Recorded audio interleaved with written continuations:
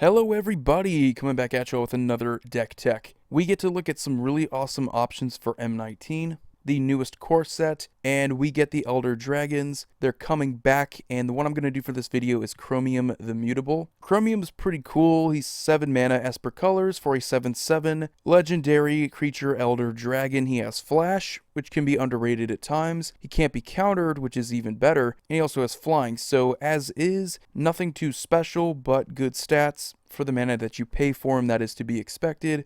The activated ability is really what people want to build around. You discard a card until end of turn. Chromium becomes a human with base power and toughness 1/1, loses all abilities and gains hexproof. It can't be blocked this turn. Now this is really important to remember, but once Chromium becomes a human, you also lose the ability to discard a card, so if you want to do that multiple times, you have to put it on the stack, because once Chromium becomes that human, you can't do it anymore. So if you want to abuse the discard a card ability, you have to do it on the stack. Otherwise, Chromium is just going to be a human, which is still pretty good. I know a lot of people want me to build around a Voltron style, which I think most people are going to go with, but this is going to be a kind of janky deck. I know a lot of people aren't going to be a fan of it at first, but if you've played Zur the Enchanter, there's a really cool deck type called Cycling, and it uses just about all the cycling cards that you can put into a deck with the sole purpose of synergizing with a few really good enchantments that work really well with cycling and also discarding cards, which is the main reason why we want to play Chromium, because you get an activated ability where you can just discard a card. You don't have to pay any mana into it, so it's pretty efficient, and it helps you deal with cards that aren't going to be cycled. And also, the reason for me doing this is because I've played Voltron 1,000 times. It doesn't really interest me that much, and I know a lot of people are probably tired of the same strategy, seeing the same exact cards. You've seen them a million times. This is going to be a little bit more unique. But as always with cycling, you have to look at the lands first, and there's a decent number of them. You have the ones from Amonkhet, like Fetid Pools, and you also have the ones from Hour of Devastation. These were the commons. You have Desert of the True and the other deserts and the colors. These lands cycle away so that you get to draw a card. This is really important because we have an enchantment, we have an artifact that is going to reduce the cost or make these cycling costs free, so keep that in mind when you see a lot of these cycling costs. They do vary, but the fact that they cycle is the most important thing. But there's a bunch of lands that we can get just to fill our deck with more cycling options, and outside of that, we just want to have good card draw, because in addition to all the other cycling cards that we have in the deck, it doesn't really hurt to have beyond our maximum hand size. So cards like Mystic Remora, Rhystic Study, Argyle's Bloodfast are really good enchantments that are going to help us draw a bunch of cards. You could also go with Necropotence if you want to keep your hand full so that you have more stuff to discard. With Chromium, the bad thing with that is that it goes to exile, so I probably wouldn't play a Necropotence, but it's always on the table if you want to go that route. It just gives us more stuff to discard with Chromium. But if you do go beyond maximum hand size, you have stuff that you can discard at the end step.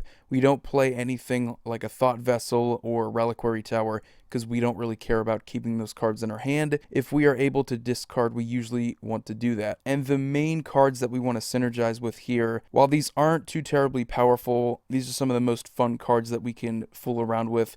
Astral Slide, Drakehaven, and Faith of the Devoted. Astral Slide only works with cycling, whereas Drakehaven and Faith of the Devoted are cycling or discard a card, so it's not going to be as flexible with discarding off of Chromium, but it's still a very good way to defend ourselves. It's a very good way to protect our creatures. Just an all-around fantastic card in this deck. Drakehaven, paying an extra mana when we can just discard cards for free off of Chromium is awesome. Getting a 2/2 Drake is going to give us some power. It's not going to be a crazy amount of power, but it does have evasion, so it can add up potentially late game. Faith of the Devoted is probably the #1 win con in here. I know that might sound janky as hell, but that's really what it is. You pay 1 mana for each card you cycle or discard, and like I said before, there are some cards, which we're going to get to here in a minute, that make our cycling cost either free or reduced. Every time we do that, each of our opponents are going to lose 2 life, and we're going to gain 2 life. Late game is when you want both Drakehaven and Faith of the Devoted out there. I would say Astral Slide is an early to mid-game card. These cards are just the backbone of this deck type for cycling. I mean, without these,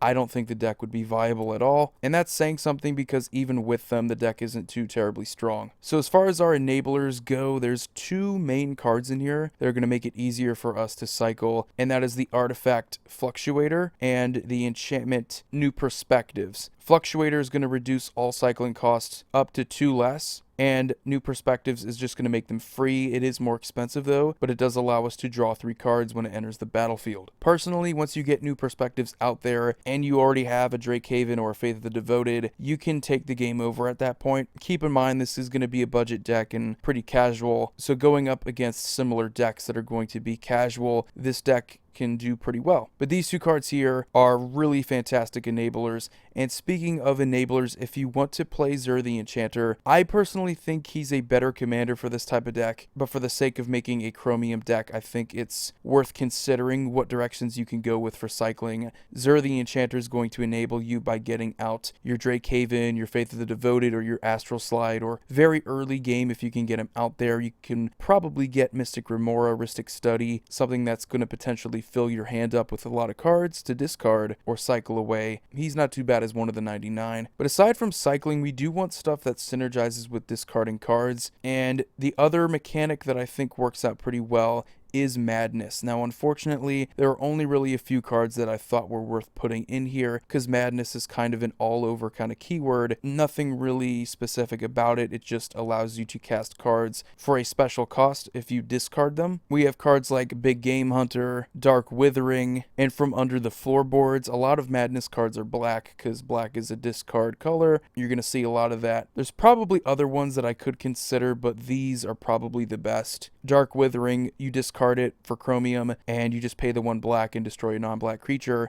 That's pretty decent value, 1 black. And Big Game Hunter, same thing, 1 black, you can destroy a creature with power 4 or greater. That's not bad, you also get a creature for it. Really cheap Madness cost. And From Under the Floorboards being a really powerful card, the Madness cost makes it to where you can get more than just 3 zombies out there, and you can gain even more life off of it, just giving you options that you can get tokens out there. Nothing is super powerful in here, but it's just a fun little deck if you want to make something on a budget. Cycling is probably one of the most fun decks that you can go with. Nothing in here super expensive. Maybe Rhystic Study, Mystic Remora, Phyrexian Arena might be a little bit more expensive, but other than that, the deck is like $80, which isn't really too bad. That's including all the lands and everything you probably already have. But let me know what you think about it. I think it's kind of janky, but it can be fun. This is very experimental. I have not actually played this deck yet. I've only played the Zur the Enchanter version, but if this translates well, hopefully it does.